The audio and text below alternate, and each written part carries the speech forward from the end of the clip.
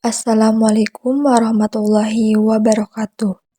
Di sini saya akan menjelaskan tentang hasil analisis dan kajian dari pertanyaan yang telah diberikan. Sebelumnya, perkenalkan nama saya Dea Selvia Ardianti.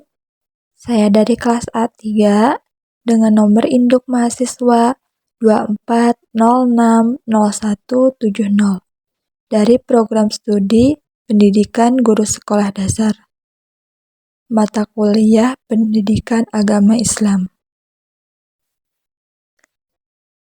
Dari soal yang pertama, ada beberapa pertanyaan yang telah diberikan. Yang pertama,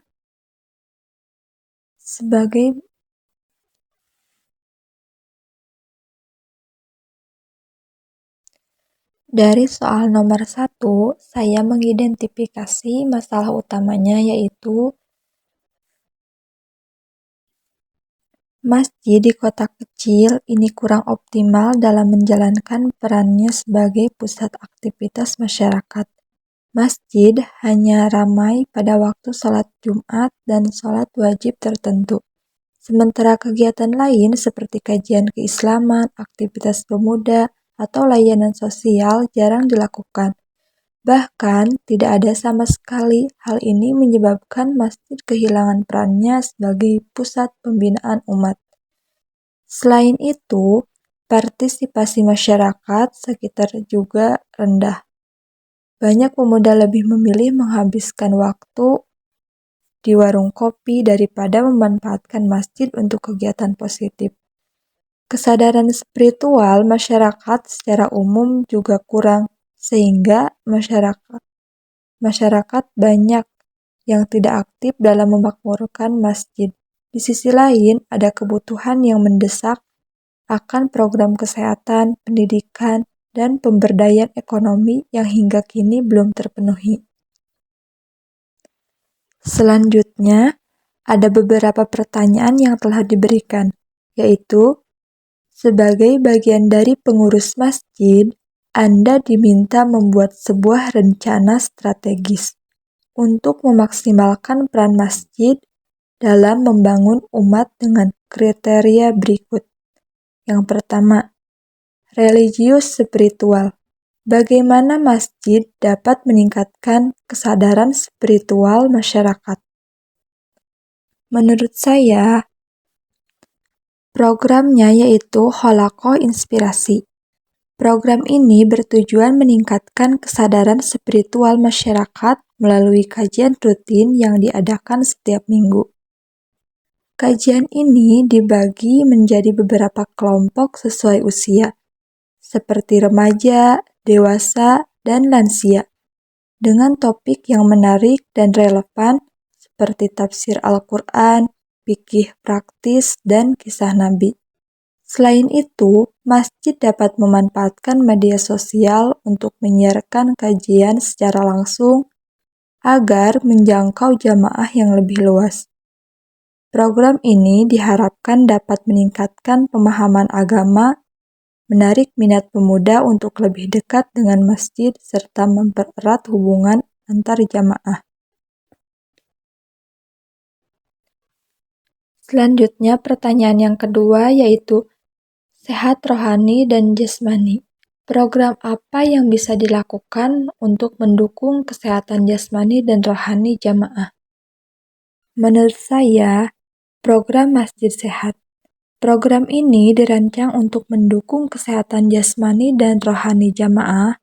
Dari segi jasmani, masjid dapat bekerja sama dengan puskesmas setempat untuk mengadakan layanan kesehatan gratis, seperti cek tekanan darah, gula darah, atau konseling kesehatan bulanan. Dari sisi rohani, program konseling Islami yang melibatkan ustadz atau psikolog muslim juga dapat diadakan untuk membantu jamaah menyelesaikan masalah pribadi atau keluarga. Selain itu, olahraga mingguan seperti futsal, senam, atau jalan sehat bersama dapat dilakukan di sekitar masjid untuk mendorong gaya hidup aktif. Program ini tidak hanya meningkatkan kesehatan fisik dan mental jamaah, tetapi juga menjadikan masjid sebagai pusat kegiatan positif yang menyatukan masyarakat. Pertanyaan yang ketiga yaitu cerdas atau emosional, intelektual, dan spiritual. Apa jenis pendidikan atau pelatihan yang dapat diselenggarakan? Menurut saya yaitu program Masjid Pintar. Untuk mendukung kecerdasan jamaah, masjid dapat menyelenggarakan program pendidikan dan pelatihan. Program ini meliputi pelatihan keterampilan digital seperti desain grafis, editing video, atau coding bagi pemuda agar mereka memiliki keterampilan yang relevan dengan dunia kerja. Selain itu, les gratis dapat diadakan untuk anak-anak, terutama dalam mata pelajaran matematika dan bahasa Inggris, guna meningkatkan prestasi mereka di sekolah. Untuk mendukung kecerdasan emosional dan spiritual, kajian tentang pengelolaan emosi, pengembangan karakter, dan parenting Islami juga dapat diselenggarakan. Program ini diharapkan mampu menciptakan generasi yang berdaya saing, sekaligus menjadikan masjid sebagai pusat pendidikan bagi masyarakat. Pertanyaan yang keempat yaitu sejahtera. Bagaimana masjid dapat membantu jamaah meningkatkan kesejahteraan ekonomi mereka? Menurut saya yaitu program Masjid Mandiri atau Sejahtera. Masjid dapat menjadi pusat pemberdayaan ekonomi melalui program pelatihan kewirausahaan yang melibatkan pakar atau praktisi bisnis. Pelatihan ini mencakup bidang usaha kuliner, digital marketing, atau pengelolaan UMKM. Selain itu, masjid dapat mendampingi pelaku usaha kecil di sekitar masjid untuk meningkatkan kualitas produk dan pemasaran mereka, serta membentuk koperasi jamaah guna mendukung akses modal. Dengan program ini, masyarakat dapat meningkatkan penghasilan mereka, mengurangi pengangguran, serta menjadikan masjid sebagai modal penggerak ekonomi lokal. Selanjutnya, soal atau kasus yang kedua. Saya mengidentifikasi masalah utamanya, yaitu masalah utama dalam kasus Ustadz Hasan adalah gaya mengajarnya yang cenderung keras dan kurang memperhatikan pendekatan emosional, sehingga siswa merasa takut untuk bertanya atau berdiskusi secara terbuka di kelas. Hal ini menyebabkan suasana belajar menjadi kurang kondusif.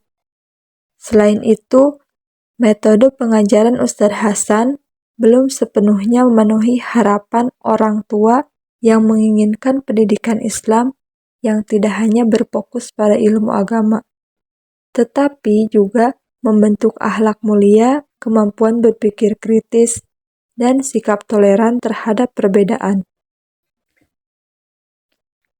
Selanjutnya ada beberapa pertanyaan yang telah diberikan. Yang pertama, jelaskan prinsip-prinsip utama seorang pendidik dalam Islam yang dapat membantu Ustadz Hasan memperbaiki pendekatannya. Menurut saya, seorang pendidik dalam Islam harus memahami perannya sebagai mu'alim, yaitu pengajar, murabbi, yaitu pendidik akhlak, muzakir, yaitu pemberi nasihat, dan mursyid, yaitu pembimbing.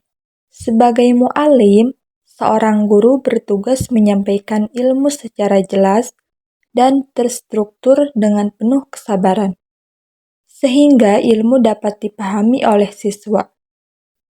Sebagai murabbi, guru harus memberikan teladan akhlak mulia dan memprioritaskan pembinaan karakter siswa dengan pendekatan kasih sayang. Sebagai muzakir, seorang guru diharapkan memberi nasihat yang bijak dan menginspirasi siswa tanpa menimbulkan rasa takut atau tekanan terakhir. Sebagai mursyid, pendidik harus menjadi pembimbing yang memotivasi siswa untuk terus belajar, berpikir kritis, dan bertoleransi terhadap perbedaan. Sesuai dengan ajaran Islam, dengan prinsip-prinsip ini, Ustadz Hasan dapat memperbaiki pendekatannya agar tidak hanya mengajarkan ilmu agama, tetapi juga membentuk karakter siswa dengan cara yang lebih manusiawi dan islami. Pertanyaan yang kedua, strategi praktis untuk meningkatkan hubungan emosional dengan siswa. Menurut saya,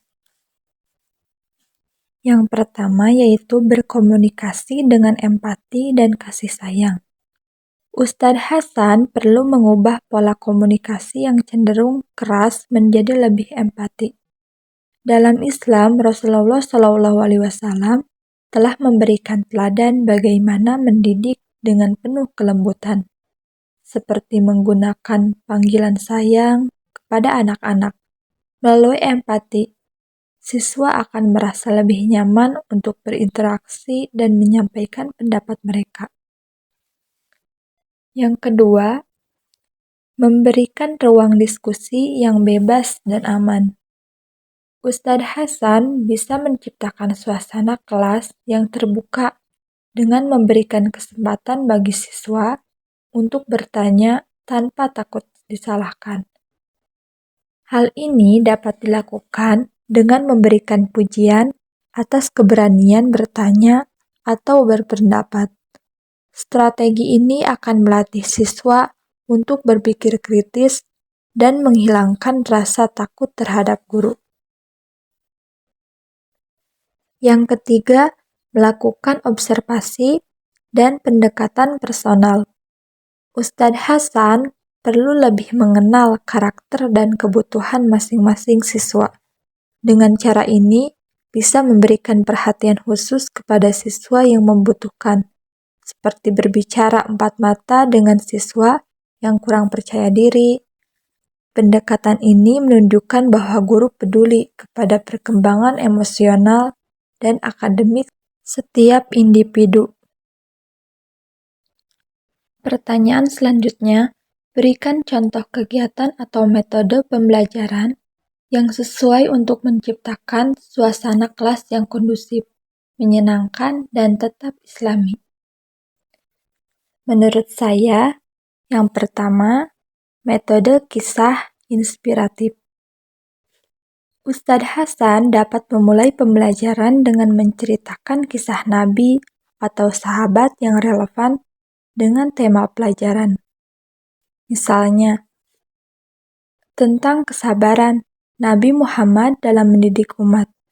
Metode ini akan menarik perhatian siswa sekaligus mengajarkan nilai-nilai akhlak cara yang menyenangkan. Yang kedua, pembelajaran aktif melalui role play. Ustadz Hasan bisa menerapkan metode bermain peran untuk membantu siswa memahami konsep agama secara praktis. Contohnya, siswa bisa mempraktikkan adab berbicara atau menyelesaikan konflik secara islami melalui simulasi. Kegiatan ini menciptakan suasana kelas yang interaktif dan membangun keterampilan emosional siswa. Yang ketiga, kegiatan refleksi bersama. Di akhir sesi, Ustadz Hasan dapat mengadakan sesi refleksi di mana siswa diajak berbagi pengalaman atau pelajaran yang mereka dapatkan. Guru juga bisa menyampaikan nasihat dengan lembut sehingga siswa lebih memahami nilai-nilai Islam tanpa merasa digurui. Pertanyaan yang ketiga yaitu, apa yang Anda pahami tentang Islam yang rahmatan lil alamin, ekonomi syariah, dan pernikahan dalam Islam? Menurut saya, Islam sebagai rahmatan lil alamin berarti Islam merupakan agama yang membawa rahmat kasih sayang, dan manfaat bagi seluruh alam semesta, termasuk manusia, hewan, tumbuhan, dan lingkungan. Konsep ini berakar dari Al-Quran seperti dalam Surah Al-Anbiya ayat 107 yang artinya, "Dan kami tidak mengutus engkau Muhammad melainkan untuk menjadi rahmat bagi seluruh alam." Jadi, Islam mengajarkan nilai-nilai keadilan, toleransi, kasih sayang, dan perdamaian. Prinsip ini menuntun umat Islam untuk hidup berdampingan dengan harmonis, menghormati perbedaan, menjaga lingkungan, dan berkontribusi positif bagi masyarakat tanpa melihat agama, ras, dan kebudayaan. Yang kedua, ekonomi syariah. Ekonomi syariah adalah sistem ekonomi yang berdasarkan prinsip-prinsip Islam sebagaimana tercantum dalam Al-Quran dan hadis. Prinsip utama ekonomi syariah adalah larangan riba atau bunga atau gharar, yaitu ketidakpastian, dan masyir, yaitu spekulasi. Selain itu, ekonomi syariah mendorong keadilan dalam distribusi kekayaan melalui zakat, infak, sedekah, dan wakaf. Ekonomi syariah juga mengutamakan prinsip kerjasama atau musyarakah, bagi hasil yaitu mudharabah, dan perdagangan yang adil yaitu murabahah. Tujuannya adalah untuk menciptakan kesejahteraan umat dan mengurangi kesenjangan sosial dengan cara yang halal dan sesuai syariat. Sistem ini tidak hanya mementingkan keuntungan materi, tetapi juga keberkahan dan kemaslahatan. Yang ketiga yaitu pernikahan dalam Islam. Menurut saya, pernikahan dalam Islam adalah ikatan suci antara seorang pria dan wanita yang bertujuan untuk membangun keluarga yang sakinah, yaitu tenang, mawaddah, cinta kasih, dan rahmah, yaitu kasih sayang. Hal ini didasarkan pada firman Allah Subhanahu wa Ta'ala dalam surah Ar-Rum ayat 21, yang artinya, "Dan di antara tanda-tanda kebesarannya ialah Dia menciptakan pasangan-pasangan untukmu dari jenismu sendiri agar kamu merasa tentram kepadanya, dan Dia menjadikan di antaramu rasa kasih sayang." Jadi, pernikahan juga merupakan sunnah Rasulullah SAW yang tidak hanya memenuhi kebutuhan biologis, tetapi juga menjadi sarana ibadah, menjaga keturunan, dan membangun masyarakat yang islami.